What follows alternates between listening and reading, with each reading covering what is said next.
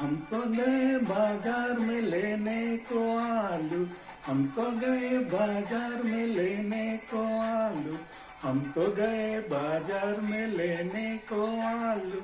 आलू उल्लू कुछ न मिला, पीछे पड़ा भालू।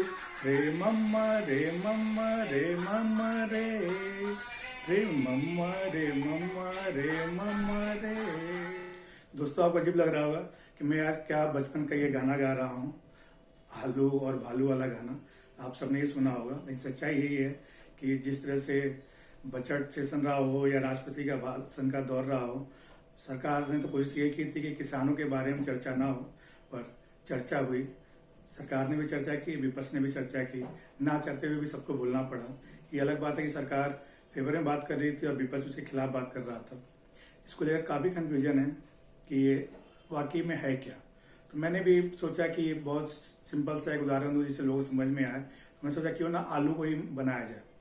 आलू के जरिए इस किसान को समझा जाए तो ज़्यादा आसान होगा। आलू से तो किसान का भी नाता है, आप लोग का भी नाता है। कोई भी सब्जी हो बिना आलू का बनता नहीं है, आपको पता ही है। तो आलू की ही बात करता हूँ मैं, और आलू के जरिए इसको समझाने की कोशिश करता हूँ। जो कॉन्ट्रैक्ट खेती, गोदाम और जो काला बाजारी की बात है, काला बाजारी क्या कहें उसको, जो इस बोल रहे हैं कि आप कितने भी चाहे आप स्टॉक कर सकते हैं। ये अलग बात है कि आप अच्छे लफ्ज़ दिए जा रहे हैं, लेकिन ये कहा जाए तो काला बाजारी है।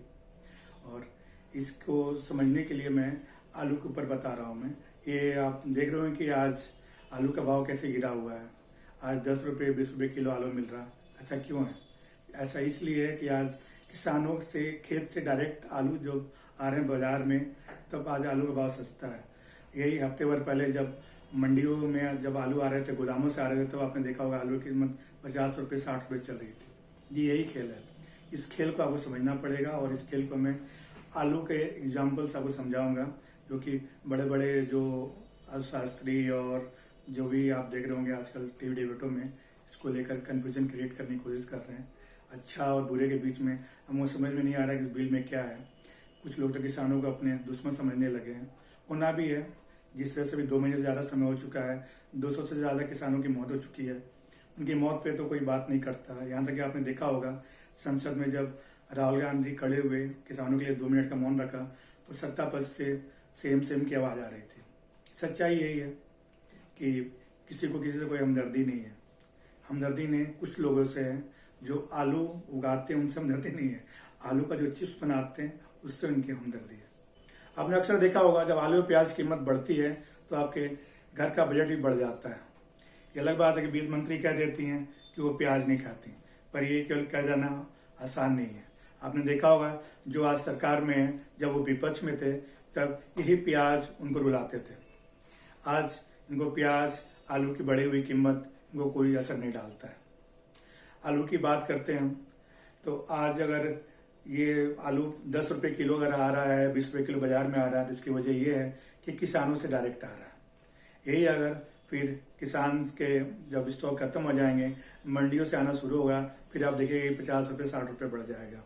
और ये 3 जो बिल है, ये अगर ये लागू होता है तो आने वाले समय में देखिएगा डॉलर से मुकाबला रुपया ना कर सकेगा, अलग बात है, पर आलू जो है डॉलर से मुकाबला करेगा और हमेशा ही इसका भाव ऊपर बढ़ा रहेगा। आजकल उसके भाव नीचे आपको दिख रहे हैं, लेकिन एक समय आएगा जब आप देखेंगे डॉलर का भाव आलू के भाव से नीचे होगा और आलू ऊपर होगा। जी, ये मैं मजाक नहीं बोल रहा हूँ, सच्चाई यही है और यही होने वाला है। अगर अब आज पेट्रोल की कीमत जो है आपको परेशान कर रही होगी और डीजल की कीमत आपको परेशान कर रही हो, तो आपको बता दें कि आने वाला समय आप 1 किलो आलू लेकर जा सकते हैं और 1 लीटर पेट्रोल लेकर आप आ सकते हैं। ये दिन भी आने वाला है। पार्लियामेंट में आपने देखा होगा कृषि मंत्री हो, वित्त मंत्री हो या प्रधानमंत्री हो, सभी एक ही सुर से बात कर रहे हैं, इसकी तारीफ किए जा रहे हैं और कह रहे हैं कि ये जो 3 बिल है इससे हम कुछ छीन नहीं रहे, जो कुछ है वैसा ही चलता रहेगा, इसके अलावा भी हम कुछ दे रहे हैं। अब किसान लेने को तैयार नहीं है, तो इस पर प्रधानमंत्री जी ने क्या क्या एग्जाम्पल नहीं दे दिया। 3 तलाक की बात हो, बाल विवाह की बात हो, और भी कई सारे जो सुधार हुए उनको उन्होंने बताते बोला कि लोगों ने मांगा नहीं था पर दिया गया। तो जरूरी नहीं है कि जो मांगे वही हम दे, हम ऐसे भी दे सकते हैं।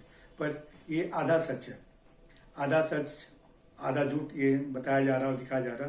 सच्चाई ये है कि इसमें किसानों के लिए कुछ भी नहीं है। जो लाए जा रहे हैं, 3 कानून लाए जा रहे हैं। ये सच है कि जो अभी तक है वैसा ही रहेगा, पर धीरे धीरे जो होगा मंडी पे प्राइवेट कब्जा होता जाएगा और जो आपको सरकारी राशन से जो सामान मिलता है वो सब मिलना बंद हो जाएगा।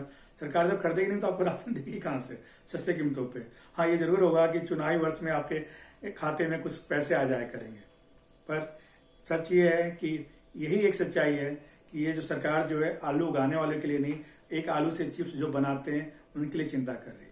और जब चिप्स वालों की भी आपको कहानी बता देते हैं, होता क्या है।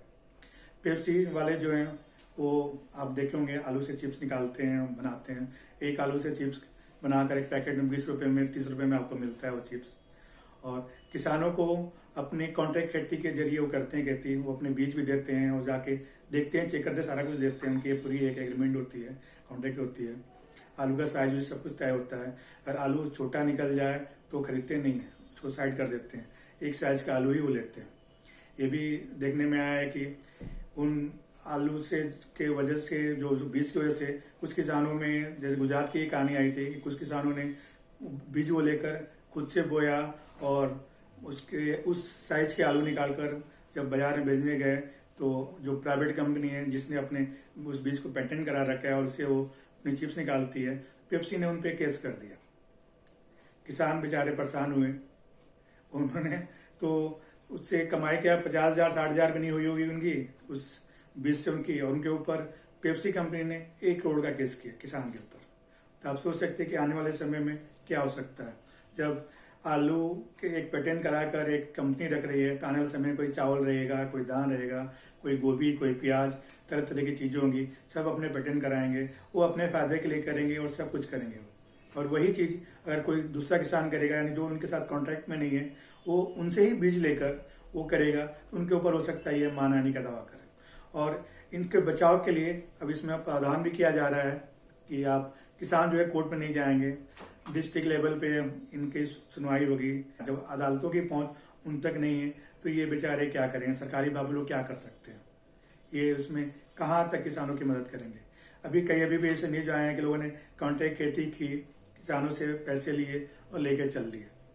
महाराष्ट्र का भी किस्सा आया था कि उन्होंने कॉन्ट्रैक्ट किया था, माल जो उन्होंने खरीदना था, आलू जो उनसे लेना था, जब कॉन्ट्रैक्ट हुई थी उस समय रेट तो उन्हें 6 का था, बाद में भाव गिर गया 4 का, तो उन्होंने उनसे 4 का लिया।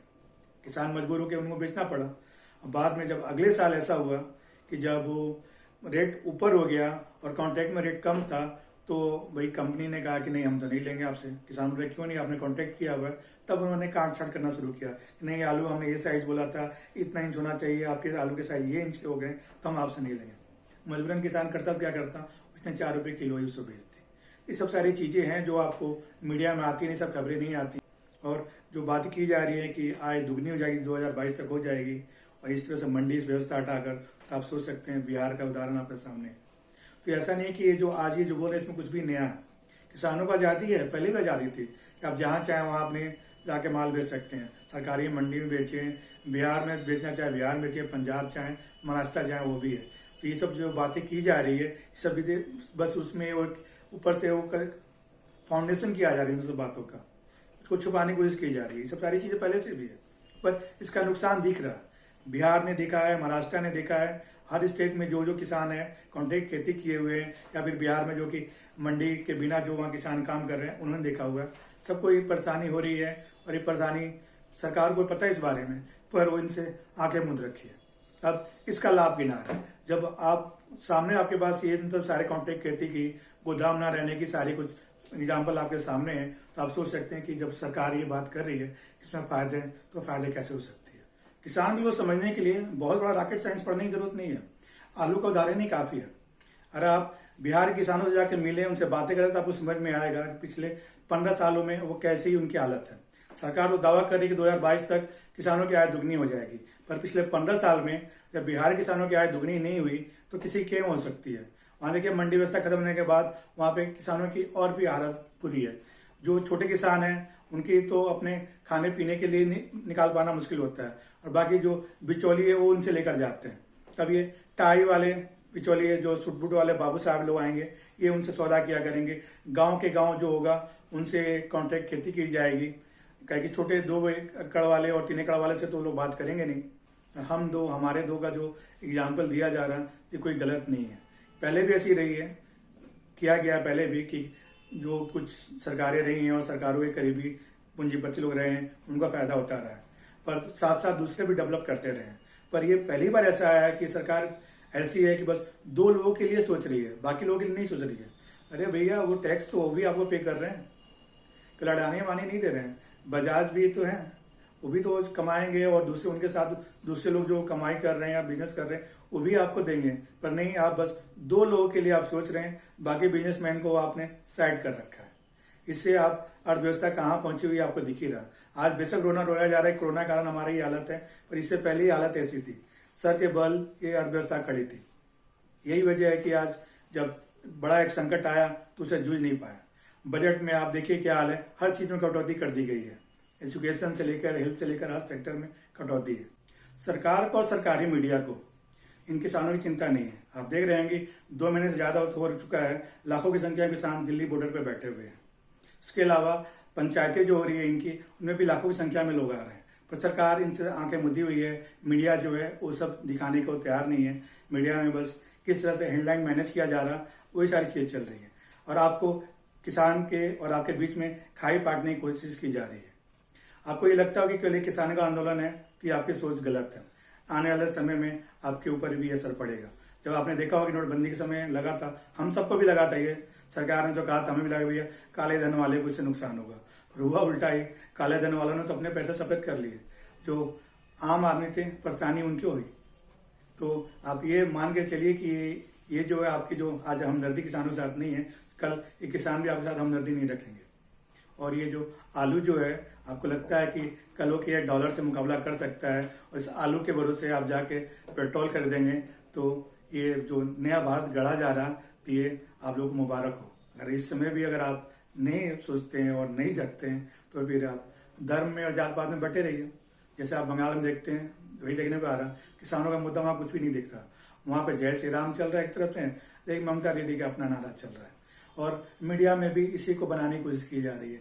डिबेट भी होता है, इसी बात पे होता है कि ममता दी को भैया जय श्री राम से क्यों, नारे से क्यों दिक्कत है, और चर्चा होता है मोदी जी की दाढ़ी का होता है।